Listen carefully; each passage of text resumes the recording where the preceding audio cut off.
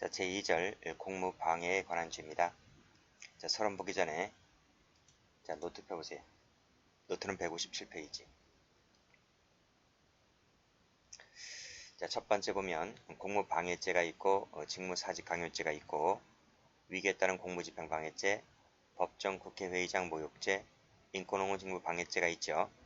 자, 이 범죄들은 추상적 위헌범이면서 미수가 없다는 걸 알아두시기 바랍니다. 자, 그 중에서 이 두 가지는 좀 알아두셔야 되는데요. 직무사직강요죄와 법정 국회의장 모욕죄 이 두 가지는 목적범이라는 것 외에는 공부할 거 없어요. 자, 기억해 두시고, 자, 그 다음에 여기는 대부분의 범죄는 추상적 위헌범이면 미수가 없는데요. 그 밑에 보면 각종 무효죄 있죠. 끝에 무효죄, 침해죄, 무효죄, 파괴죄, 무효죄. 좀 억양이 강하죠. 무효화시킨다, 침해시킨다, 파괴시킨다. 이런 죄들은 침해범이면서 미수가 있다. 이렇게만 참고적으로 좀 봐두시면 될 것 같아요. 자, 그러면 교재를 와봅니다. 자, 첫 번째 나와있지. 추상적 위헌범이면서 미수가 없다. 보통 국가적 범죄들은 국가적 법에 관한 죄들은 추상적 위헌범이며 미수가 없는 것이 거의 대부분입니다. 물론 예외가 밑에 2번이 있긴 하지만 자, 1번, 2번 중에서 1번만 체크하시고요. 직무사직강요죄와 법정 국회의장 모욕죄 이 두 가지는 목적범이라는 것만 알아두시면 될 것 같아요. 자, 밑에 도표가 나와 있는데 여기서 직무사직강요죄 방금 봤지? 여기서 밑에 보시면 목적범이다 이 부분을 다시 한번 동그라미 쳐보시고요. 나머지는 공부할 거 없어요. 자, 그 다음에 이제 중요한 것이 공무집행방해죄와 위기에 따른 공무집행방해죄인데요.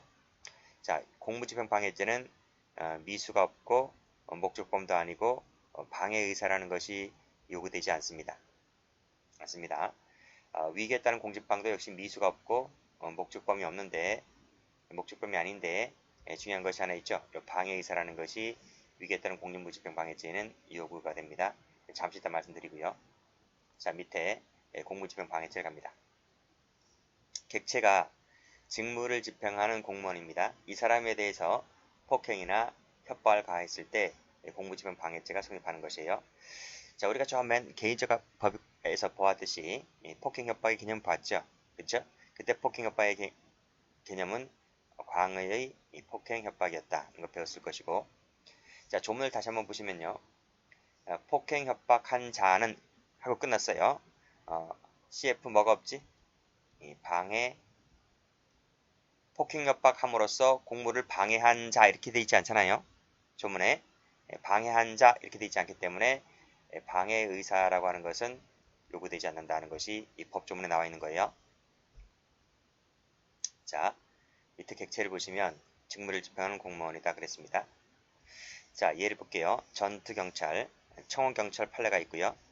집행관 대리 판례가 있고요. 자, 그 다음 됐습니다. 그러나 앞에 끊고 외국 공무원은 여기서 제외가 된다. 자, 다음. 자, 판례 보죠. 빨간색으로 청원경찰 동그라미. 객체가 된다는 겁니다. 그 청원경찰이 불법 주차 단속 권한이 있든 없든 묻지 않고 청원경찰은 야간 당직 근무 중인 청원경찰은 객체가 됩니다. 이 사람을 때리면 공직방해 돼버리죠. 사실관계 한번 읽어보시고요.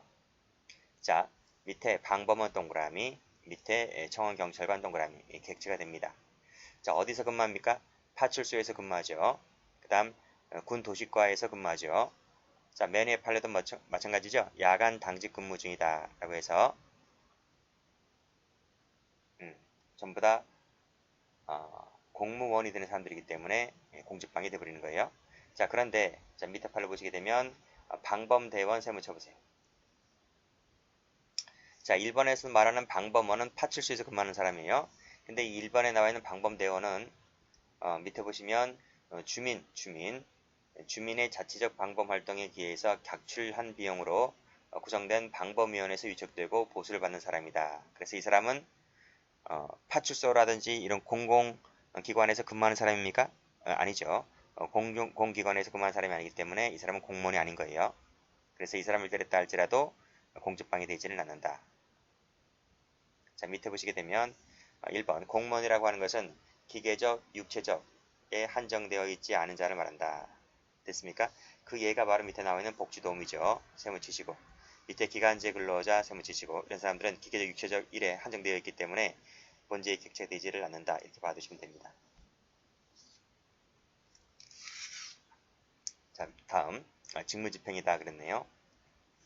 자, 직무집행이라고 하는 것은 널리 공무원의 직무상 취급할 수 있는 일체의 사물을 말하게 되는데 강제력을 행사하는 권력적 작용일 필요가 없다는 겁니다. 자, 출제가 되는 것은 밑에 동그라미 1번 체크, 동그라미 2번 체크. 자, 직무집행 중이라고 하는 것은 현재 구체적인 직무를 집행하고 있음을 말한다. 그 다음 직무를 개시하면서부터 종료되기 전까지를 말한다. 그쵸? 자, 그런데 개시 이후부터 종료 직전까지 한정하는 것이 아니라 착수하기 직전에 준비 행위도 포함된다. 밀접 부분과는 관계가 있을 때는 착수 직전 행위도 포함된다는 것이 판례입니다. 그래서 대기행위라든지 일시적 휴직행위도 공부집행 중 이렇게 보는 거죠. 자, 그러나 단순히 예상되는 것만으로는 직무집행이라고 볼 수 없다 그랬습니다. 출근행위 미치고시고 X. 출근길에 출근하는 것은 공무집행 중이 아니기 때문에 그 출근 중인 사람을 때려버리게 되면 공직방해 되지를 않습니다. 자, 팔려볼까요? 자, 직무집행이라고 하는 것은 현실적으로 행하고 있는 경우, 그치? 행하고 있는 경우, 그럼 근무 중인 경우를 말한다. 그래서 이 상태를 때려버리면 공직방해 되어버립니다. 자, 또 자기 자리에 앉아 있는다. 동그라미. 대기 자체 동그라미. 이도 직무집행 중이기 때문에 이 사람을 때려버리면 공직방해 된다는 판례입니다. 자, 밑에 판례. 자, 불법 주차 차량에 스티커를 붙였다가 이를 다시 떼어낸 직후에 있던 주차 단속 공무원 그랬네요. 떼어낸 직후 동그라미. 그렇죠?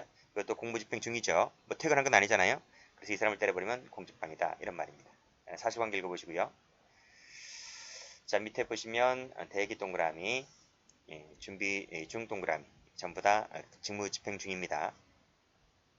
자, 그러나 다음 페이지 보시면 자, 피고인 집으로 가다가 세무칩니다. 이것은 뭐지? 출근 중이죠. 출근 중이기 때문에 때렸다고 하면 공무집행 방해죄가 되지 않습니다. 자, 그 다음 세 번째. 그럼 이 직무집행이 적법해야 되느냐? 그렇죠. 적법해야 됩니다. 적법하지 않은 것은 형법적으로 보호가 없기 때문에 그건 공무집행 방해죄로 다쓸 이유가 없는 거예요. 그래서 검은색으로 적법 동그라미. 만약에 위법하다라고 했을 때는 그때는 정당방위가 되어서 무죄가 됩니다. 자, 그러면 직무집행이 적법하려면 이 세 가지 요건을 갖추면 되는 거예요. 세 가지 묶어볼게요. 추상적, 일반적 밑줄, 권한에 속할 것. 두 번째는 구체적 직무집행에 속할 것. 그 다음에 법정 절차가 있다면 그 법정 절차 방식을 따를 것. 이 세 가지가 갖춰지게 되면 적법하다. 이렇게 보시면 될 것 같아요. 자, 그 내용들을 여러분 읽어보시고요. 자, 밑에 판단 기준은 객관적 판단이고 판단 기준은 직무행위 당시를 놓고 판단한다는 것이 판례입니다. 자, 판례 보겠습니다.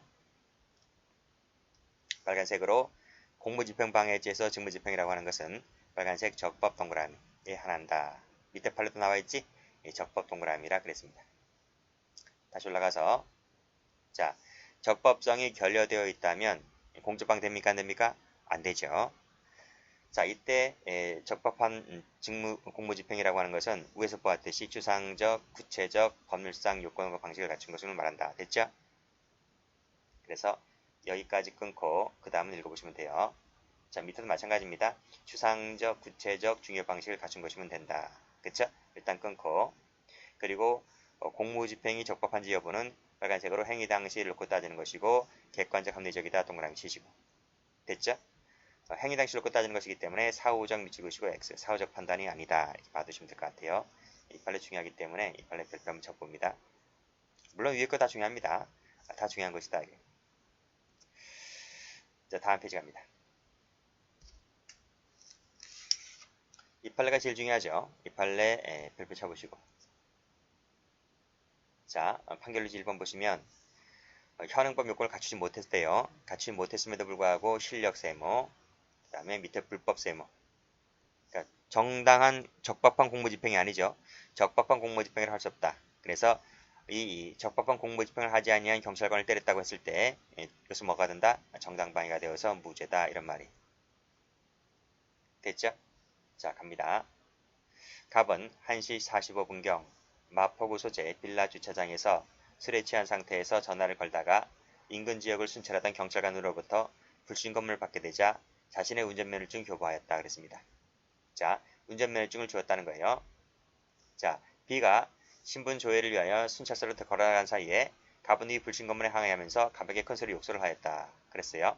자, 이때 경찰관이 모욕죄의 현행범으로 체포하겠다고 고지한 후에 어깨를 붙잡았고 강하게 반항하면서 경찰관 A를 상의를 가하였다. 가배칙이 뭘까요? 하는 거예요. 공무집행 방해죄가 되겠습니까? 안 되겠습니까? 자, 지금 경찰관이 뭐라 그랬습니까? 모욕죄의 현행범으로 체포하겠다. 과연 이 사람이 모욕죄 현행범 맞습니까? 응? 자, 지금 이 피고인은 경찰관에게 자신의 운전면허증을 교부했다고 했잖아요. 운전면허증을 주었기 때문에 이 자체가 현행범의 요건이 돼야 안 돼요. 형사법이 현행범 요건이 안 되잖아요. 그렇죠? 그래서 경찰관이 이 피고인 갑에게 모욕죄 현행범을 체포하겠다고 말한 것은 이것은 적법한 공무집행이 아니다. 이런 말이에요. 그래서 이 피고인이 경찰관을 때렸다고 해서 이것은 뭐가 된다? 정당방위다. 이런 말입니다. 자, 판결문지 볼게요. 판결문 2번이 출제가 아주 잘 됩니다. 자, 불신검문을 받아 운전면허증을 주었다. 라고 했어요. 했을 때 위에서 말씀드렸지? 이 현행범 요건이 갖추지 못해졌다고요. 그랬을 때 모욕죄 현행범으로 체포하겠다. 현행범 세무 치시고 이것은 뭐다? 이것은 적법한 공무집행이 아니다. 적법 X. 그쵸? 여기 나와 있네요. 밑에 적법한 공무집행이라고 볼 수는 없는 것이다. 그 과정에서 상해를 가한 것은 정당방위다는 판례입니다. 자, 밑에 자, 현행범의 요건을 갖추고 있지 않은 상황 속에서 강제로 연행하였다 했을 때 강제로 세무치시고 적법합니까? 적법한 공무집행이 아니죠. 따라서 정당방위가 되지 공무집행 방해죄가 되지 않고 정당방위가 됩니다.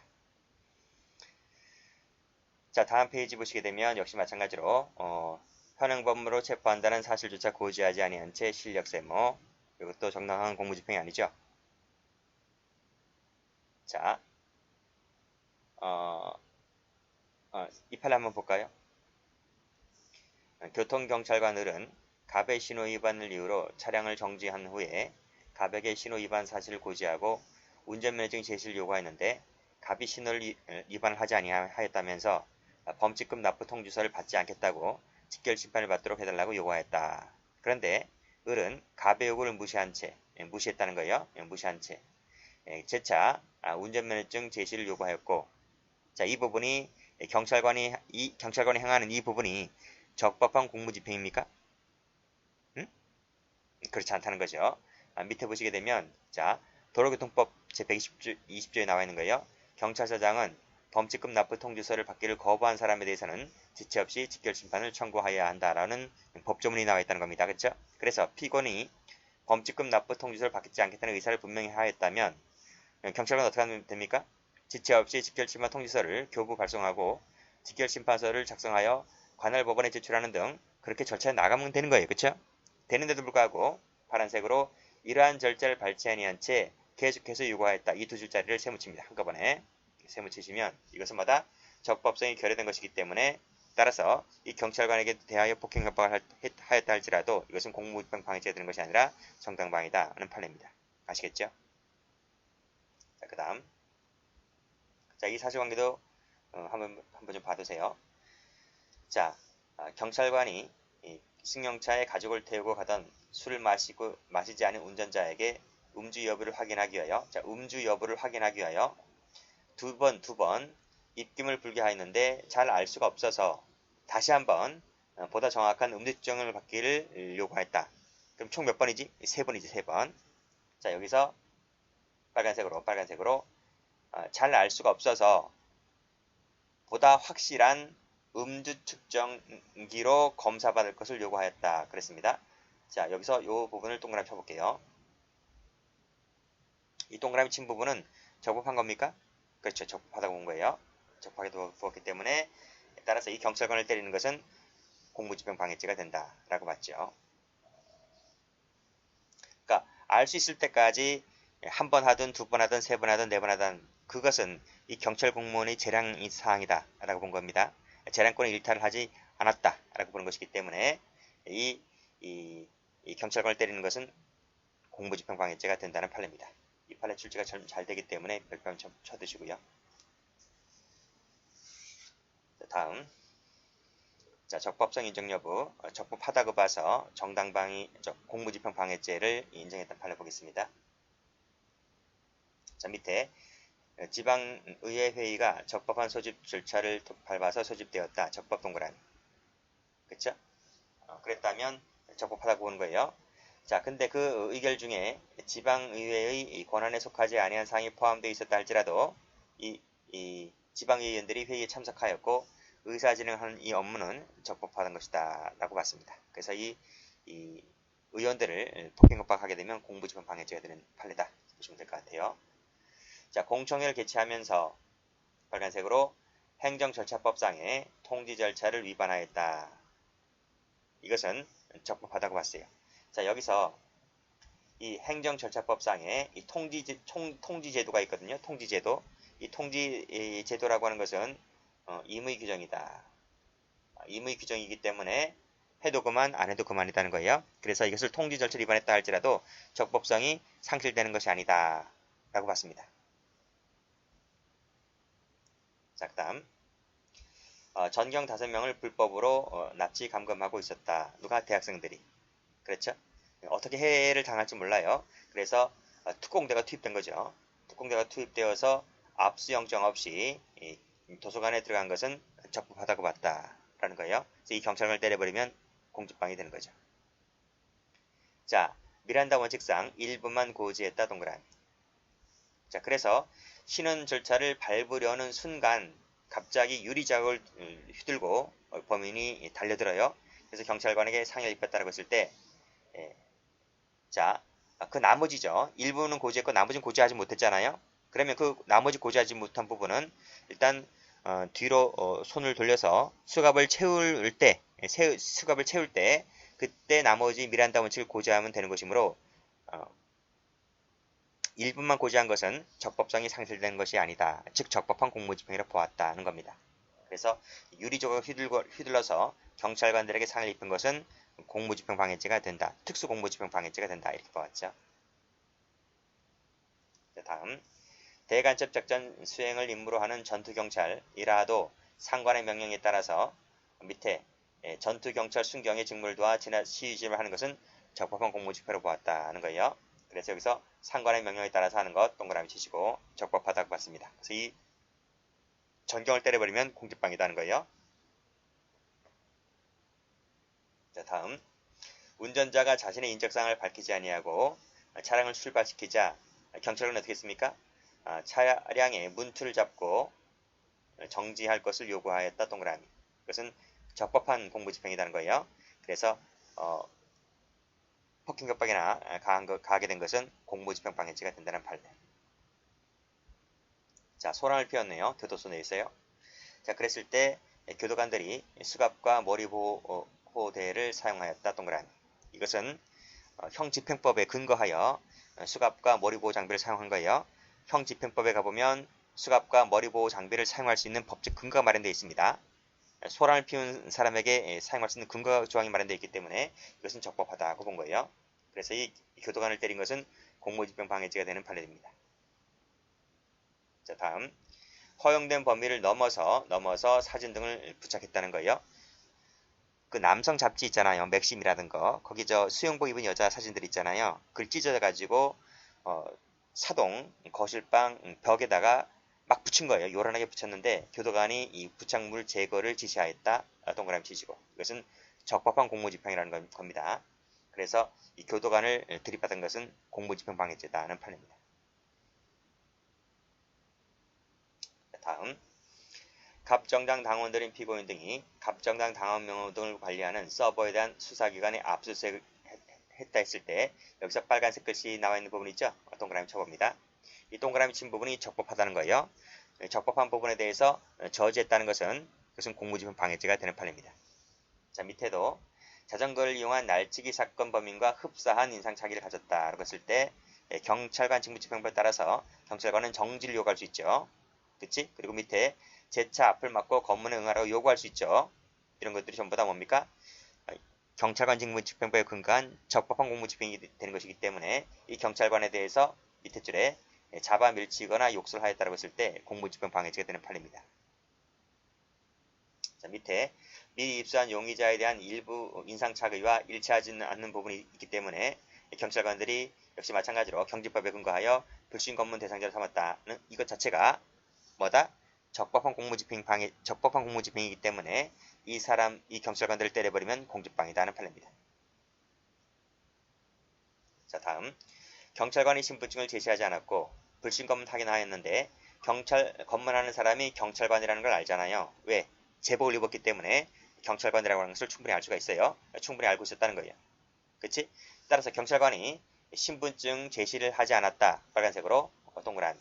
이 부분은 적법한 공무집행이라는 겁니다. 그쵸? 신분증을 제시하지 아니한 경찰관을 때리는 것은 공무집행 방해죄다 하는 거예요. 당연히 사복을 입었으면 신분증 제시하겠죠. 근데 이 사람은 정복을 입었기 때문에 당연히 신분증 제시하지 않았다 할지라도 누가 보더라도 경찰관을 알 수 있었기 때문에 이것만 신분증 제시하지 않은 것만으로는 적법성이 상실되는 것이 아니다 하는 판례입니다. 자, 그리고 시청 옆 일반 국도인 도로의 보도에서 철야 농성을 위해 천막을 설치하던 중 이를 제지하는 것이 바로 뭡니까? 적법한 공무집행이라는 거예요. 이를 제지하는 시청 공무원들을 폭행 가했다고 했을 때 공무집행 방해죄다는 판례입니다. 자, 밑에도 마찬가지죠. 농성용 천막을 설치하던 중에 공무원들이 이를 제지했다는 겁니다. 그렇죠? 제지하였다 동그라미. 이것이 적법하다는 겁니다. 그래서 이 공무원들을 상해하거나 폭행하였다라고 했을 때는 공무집행 방해죄다 하는 거예요. 됐죠? 전부 다 공무원들이 이렇게 하는 것은 행정대직법에 따라서 근거하는 것이기 때문에 전부 다 적법성이 유지가 된다는 겁니다. 두 가지 묶으시고요. 여기 또 나와 있네요. 자, 15번까지 묶어보세요. 아니, 16번까지 묶어보세요. 거의 비슷한 판례들이네요. 지우고, 자, 13번부터 해서 16번까지가 거의 비슷한 판례이기 때문에 묶어보세요. 자, 안양시청 현관 바로 앞에 해고자 복직을 요구하면서 천막을 설치하고 농성하려고 할 때에 공무원들이 어떻게 했습니까? 이를 저지했다는 거죠. 저지. 자, 16번도 공사 차량의 출을 방해하던 피고인의 팔과 다리를 도로 밖으로 옮기려고 하였다. 이 옮기려고 한 것이 누굽니까? 공무원들입니다. 공무원들. 그래서 지금 동그라미 친 부분들 있죠? 13번의 제지, 14번의 제지, 15번의 저지, 16번에 도로 밖으로 옮기려고 하였다. 전부터 공무원이 하는 것들이거든요. 전부 다 행정대지법에 따라서 근거한 것이기 때문에 적법하다고 보았다는 거예요. 다음. 자, 행안부 장관이네요. 행안부 장관이 밑에 뭐뭐 점검하도록 지시하였다. 누가 지시했다고요? 그래, 행안부 장관이 이렇게 점검하도록 지시하였다고요. 조합원인 피고인들이 위 지시에 따라서 빨간색으로 동그라미. 무슨 지시? 행안부 장관의 지시에 따라서 한 것은 적법한 공무집행이다라는 거예요. 다음, 형집행장이 발부되어 있음을 고하였다. 발부되어 있음을 누가 고했다는 거예요? 경찰관이 고했다는 거지. 이것 자체가 적법한 공무집행이다는 거예요. 때려버리면 공직방이다는 판례가 되죠. 자, 그 다음 체포영장을 꺼내어 피고인에게 제시하려고 하였는데 어떻게 했다는 겁니까? 피고인이 팔을 휘두르면서 도망가려고 저항하였고 팔을 휘둘렀다는 거예요. 그리고 깨진 유리를 들어서 어떻게 찔렀다는 거예요. 또 밑에 또 깨진 유리를 휘두르면서 어떻게 했다는 거예요. 그래서 결국은 어떻게 했다? 결국은 체포영장이 실제로 되지는 않았다 라고 했을 때 이것은 적법한 공무집행으로 본다는 거예요. 저쪽에서 깨진 유리를 막 휘두르고 있는데 거기서 연불 있습니까? 그렇잖아요. 일단 이 사람을 제압하고 나서 수갑 채우면서 해도 늦지 않기 때문에 이것은 적법한 공무집행으로 보았다는 겁니다. 공직방을 인정해 판례들이죠. 자, 그 다음 자, 밑에 20번 보시게 되면 112 신고가 왔던 사람인데 피고인의 집이 소란하다는 119 신고를 받고 출동한 경찰관 갑을이 인터폰으로 문을 열어달라고 하였는데 욕설을 하였고 경찰관들이 피고인을 만나기 위하여 빨간색으로 전기 차단기를 내렸다 동그라미. 이 자체가 바로 뭐다? 공무집행 방해죄라는 거예요. 그랬을 때 이 경찰관들 향하여 찌를 듯이 협박하였다고 했을 때 역시 공무집행 방해죄가 된다. 판례가 됩니다. 다음 자 21번이죠. 자, 갑과 주차 문제로 언쟁을 벌이던 중에 119 신고를 받고 출동한 경찰관 을이 밑에 손으로 을의 가슴을 일에 밀치고 계속하여 욕설을 하면서 피고인을 현행범으로 체포하려고 하였다 했을 때 빨간색으로 현행범 체포 동그라미. 이 것이 적법한 공무집행이라는 거예요. 그런데 저쪽에서 어떻게 했습니까? 의뢰 정강이 부분을 양팔로 위에 걷어차는 폭행을 가했다고 했을 때 공무집행 방해죄가 되는 판례입니다. 자, 밑에 자 현행범 체포 적법성은 체포 당시를 놓고, 즉 행위 당시를 놓고 객관적으로 판단한다. 앞에서 봤죠? 그치? 사후에 놓고 판단하는 것이 아니다. 고 공판했는데요. 자, 밑에. 자, 소란을 피울 당시에는, 즉 체포행위 당시에는 사람이 업무방해죄 현행범이었다는 거예요. 충분한 이유가 있기 때문에 이것은 적법한 공무집행이다. 이 적법한 공무집행을 하고 있는 경찰관을 폭행하거나 상해를 가한 것은 공무집행 방해죄가 되는 것이다 하는 거예요. 근데 이것이 이제 재판을 받는 과정에서 나중에 사후적으로 무죄로 판단된다 할지라도 일단은 소란을 피운 당시에는 업무방해죄 현행범이었기 때문에 이것은 뭐다? 적법한 공무집행이 되는 것이므로 이 경찰관을 때린 것은 공무집행 방해죄가 되는 것이다 하는 거예요. 즉 업무방해죄는 무죄였지만 업무방해죄는 나중에 무죄로 판단되었다 할지라도 이 체포행위를 가하고 있는 경찰관 행위는 적법성 인정되는 것이기 때문에 경찰관을 때린 것은 공무집행 방해죄가 되는 판례. 자, 이 판례도 좀 봐두시고요. 자, 다음. 자, 파란펜 들어보세요. 자, 경찰관이 적법 절차를 준수하지 아니한 채 실력 세무. 밑에 불법 세무. 그쵸? 정당한 공무집행이 아니죠.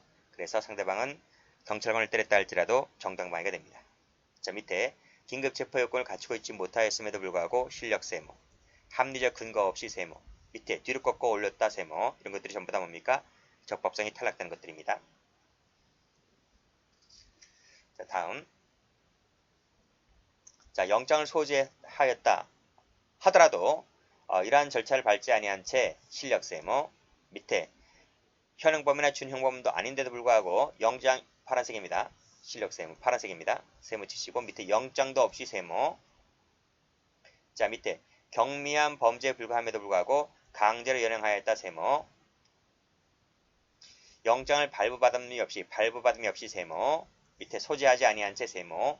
전부 다 적법성이 탈락되는 것들입니다. 자, 그 다음 경찰관의 오만한 단속 태도에 항의한다 하여 강제 연행하였다 세무. 그 다음 자, 불공정과 무례한 언행에 항의하는 피고인에게 욕설을 한 단속원의 행위는 욕설 세무. 누가 했다는 거예요? 공무원이 했다는 거예요. 이 공무원이 욕설하는 행위는 정당한 공무집행이 아니기 때문에 이 욕설을 한 공무원을 때려버리게 되면 공직방이 아니고 정당방이다는 판례입니다. 정차 여부의 확인도 하지 아니한 채 세무. 적법성이 상실되죠. 자, 다음 자, 이 12번부터 15번까지 묶어보세요. 자, 4가지 묶어보시면 자, 12번 보시면 이미 싸움이 끝났잖아요. 그치? 끝났다 세모. 그러면 밑에 나와 있는 현행범이나 준현행범은 아니잖아요. 그치? 현행범이나 준현행범이 아니기 때문에 이 경찰관이 이 피고인을 체포하려고 하는 이 행위는 적법성이 탈락된다. 밑에도 소란을 피운 40분이 지났다 세모. 역시 현행범 준현행범 요건이 안 되잖아요. 근데 이를 연행하려 하는 것이 적법성이 탈락된다. 이런 판례예요.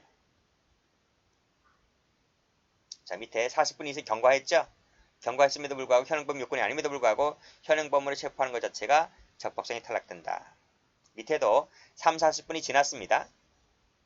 그리고 나서 나중에 체포 이유 등을 고지하는 것 자체가 적법성이 탈락되기 때문에 때렸다 할지라도 공무집행 방해죄가 되지를 않습니다. 이 4가지는 전부 다 뭐예요? 시간이 지난 상태이기 때문에 현행범 요건을 못 갖춘 거예요.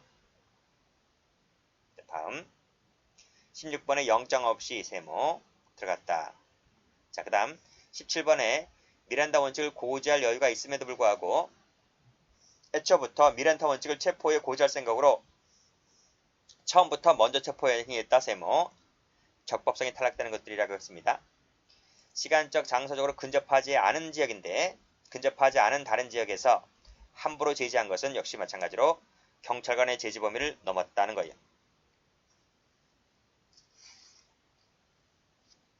다음 19번 국회 외교통상 상임위원회 회의장인데요. 이 국회 경위들이 이를 막았다는 거예요. 이것은 적법성이 탈락된다.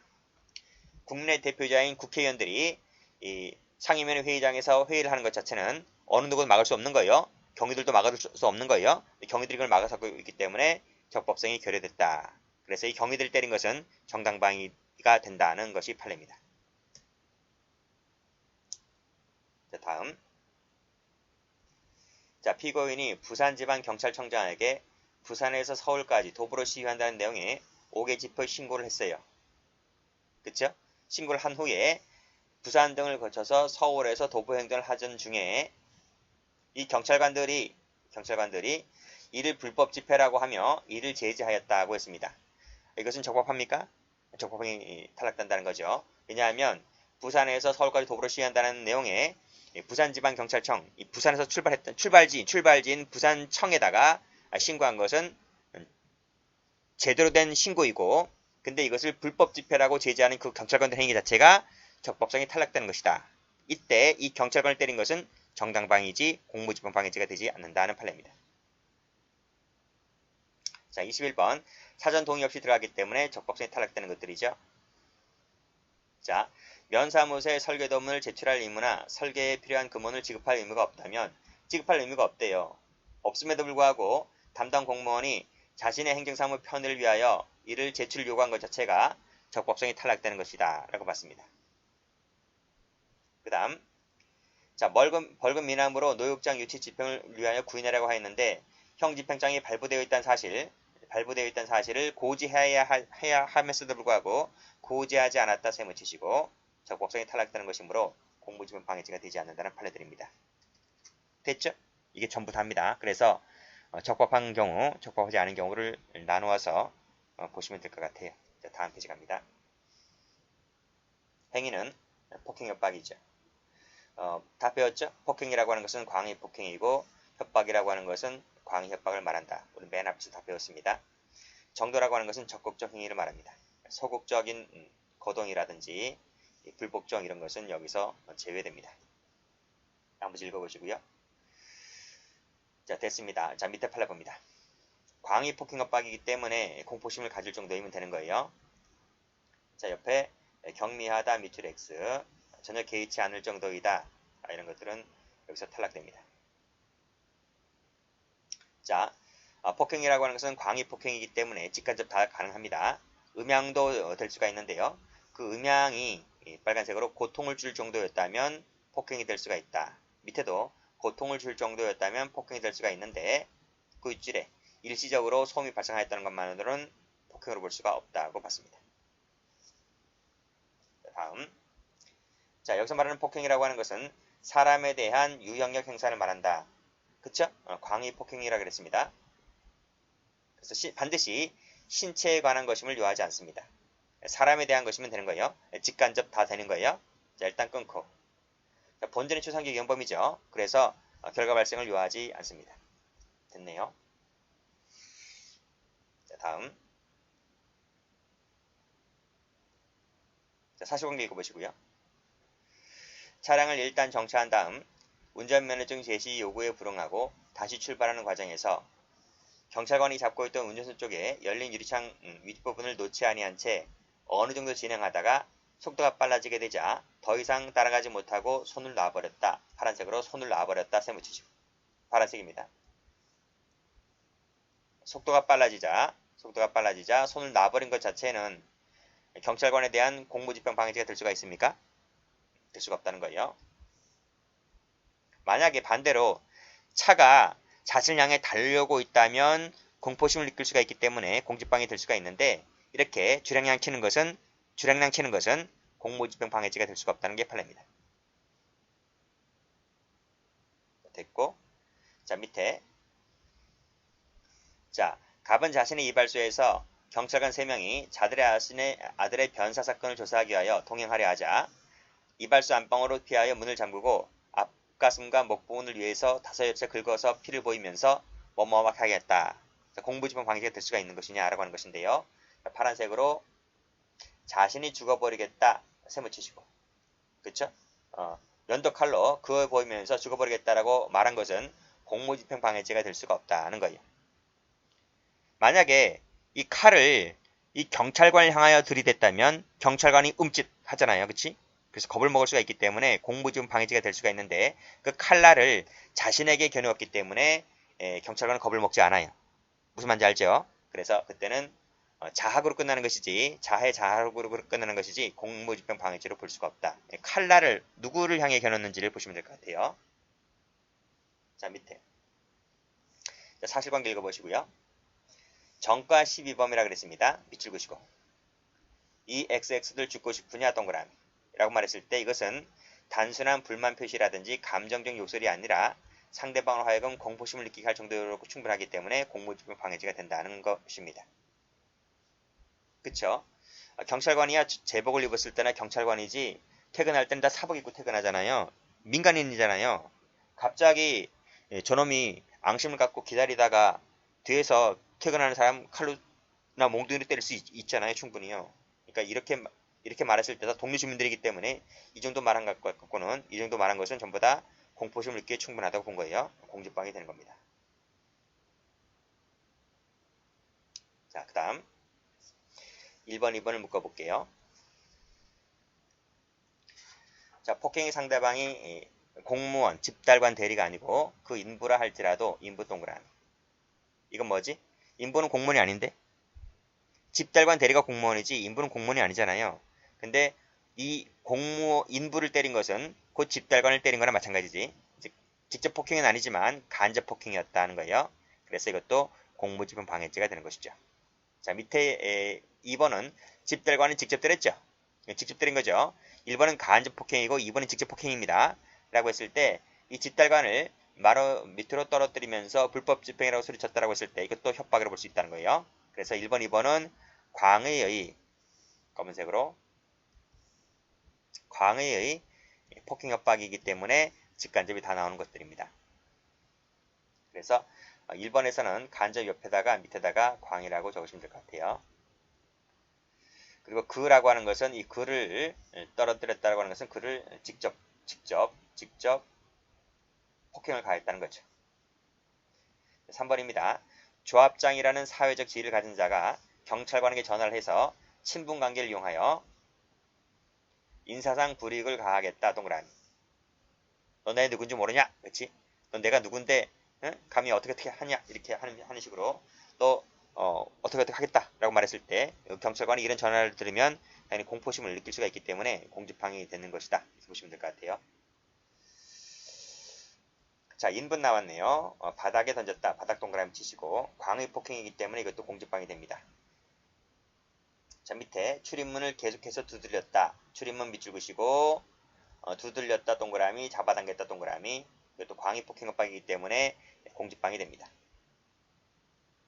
자, 그러나 밑에 보시면 차량을 진행하였다. 앞에서 말씀드렸지?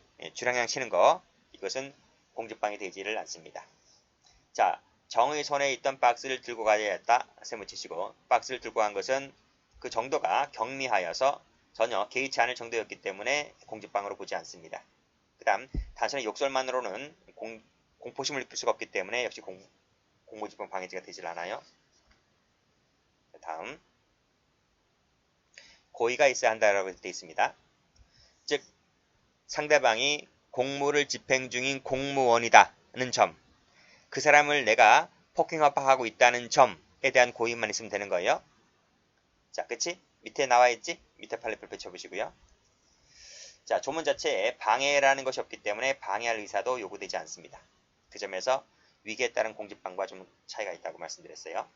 제 케이스 볼게요. 공무원 수를 기준으로 합니다. 자, 밑에 판례. 여러 사람이네요.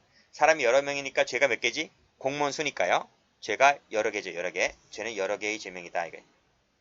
근데 만약 그것이 행위가 한 개였다면 그때는 상상적 경합이 된다는 게 판례죠. 밑에 판례 별표.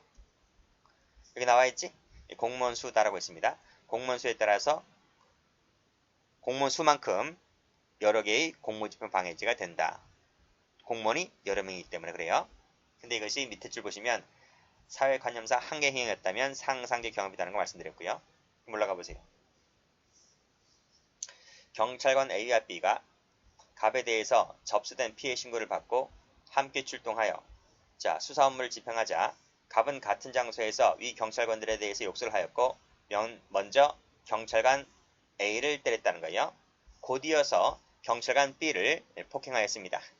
죄책이 뭘까요? 공무집행 방해죄 맞지? 공무집행 방해죄가 맞는데 죄가 한 개냐, 두 개냐, 실경이냐, 상경이냐 그 차이. 일단 두 명 때렸기 때문에 죄의 개수는 두 개죠. 공무집행 방해죄는 두 개입니다. 그러면 행위는 몇 개입니까? 먼저 A를 때렸고 그 후에 B를 때렸기 때문에 행위는 두 개다. 이렇게 봐야 됩니까? 자 밑에 나와있지. 사회관념상 한 개 행위라면 한 개의 행위로 평가가 될 수가 있다면 이것은 한 개의 행위로 보아야 한다. 이렇게 본 거예요. 그래서 밑에 판례 2번을 보시면 지금 두 명을 때렸잖아요. 그치? 두 명을 때렸다면 일단 죄는 두 개잖아요. 근데 이 차례로 폭행이라는 이 점이 밑에 보면 동일한 장소에서 동일한 기회에 이루어졌기 때문에 사회관념상 이것은 한 개 행위다 라고 보았기 때문에 마지막에 빨간색으로 상상적 경합이다. 이것을 꼭 좀 기억을 해 두시기 바래요. 이 부분이 중요하다. 이 부분을 실체적 경합이라고 하면 틀려요. 실체적 경합이다. X. 수험생들이 좀 착오를 일으키는 것이 차례로 행위가 각각 있지 않느냐라고 해서 실체적 경합으로 많이 봐요. 근데 8가 말씀드렸듯이 동일한 장소에서 동일한 기회에 이루어진 행위는 사회관념적으로 행위는 한 개다는 것이 판례예요. 이 2번을 꼭 좀 숙지해 두시면 될 것 같아요. 다음 페이지에 직무사직강요죄가 나와 있는데 볼까요? 보시면 여기 공무원에 대하여 그 직무행위를 강요 저지하거나 그 직을 사퇴하게 할 목적으로 해서 목적 동그라미. 그래서 목적범위다 하는 거예요. 형은 전환과 같다. 형은 공직방해랑 같습니다. 여기까지 합니다.